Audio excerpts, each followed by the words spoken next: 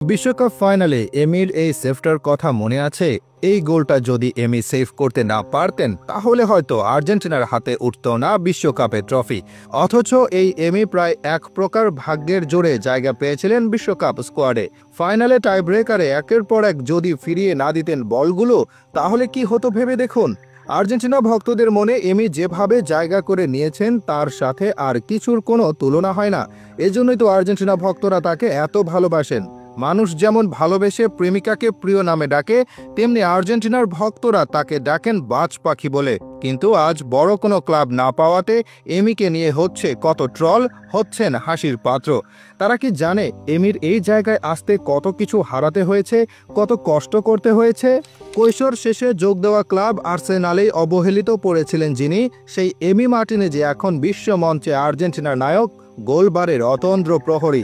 2012 সালে এমি যখন English club আর্সেনালে যোগ দিয়েছিলেন তখন তার বয়স ছিল সবেমাত্র 17 বছর।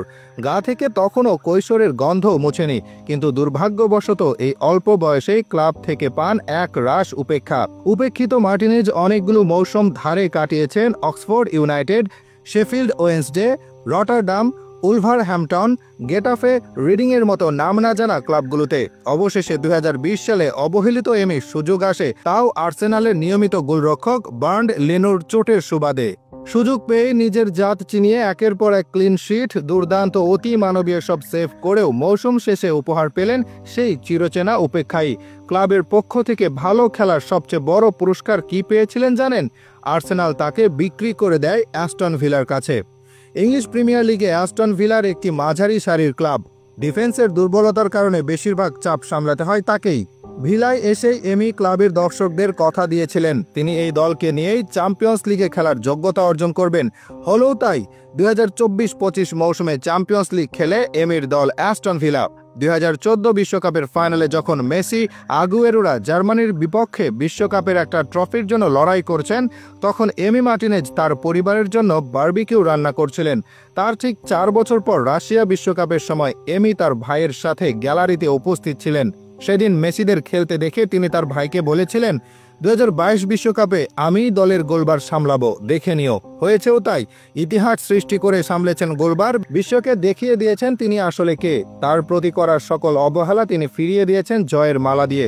অথচ আপনি কি জানেন এই এমি দলে জায়গা পেতে যতটা না তার যোগ্যতা তাকে সাহায্য করেছে, তার চেয়ে বেশি সাহায্য করেছে তার কপাল।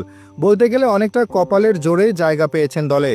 দলের মূল গোলরক্ষক ফ্রাঙ্কো আরমানি করোনা ভাইরাসে আক্রান্ত হওয়ায় শেষমেশ এমিকে সুযোগ দিতে বাধ্য হন স্ক্যালোনি। এলো লাতিন আমেরিকার শ্রেষ্ঠত্বের লড়াই, কোপা আমেরিকার সেমিফাইনাল। শেষ দুটো পেনাল্টি শুট আউটে হেরে স্বপ্নভঙ্গ হয়েছিল লিওনেল মেসির আর্জেন্টিনার। সেই দুঃসহ স্মৃতি বারবার ফিরে আসছিল, কিন্তু আর্জেন্টাইন বাজ পাখি সেসব তুড়িতে উড়িয়ে দেন তিনটি পেনাল্টি সেভ করে। দলকে একাই নিয়ে যান ফাইনালে। এর পরের গল্প তো সবার জানা। 22তম কাতার বিশ্বকাপেও নিজের জাত চিনিয়েছেন মার্টিনেজ। গ্রুপ পর্বের ম্যাচে আশ্চর্যজনকভাবে সৌদি আরবের কাছে হেরে গেলেও বাকি অধ্যায়টা বেশ মসৃণভাবেই সামলেছেন।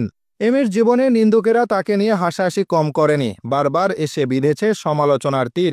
এমি কোনো জবাব দেননি। তিনি জানেন যা বলার মুখ দিয়ে নয়, গ্লাভস দিয়েই দিতে হবে।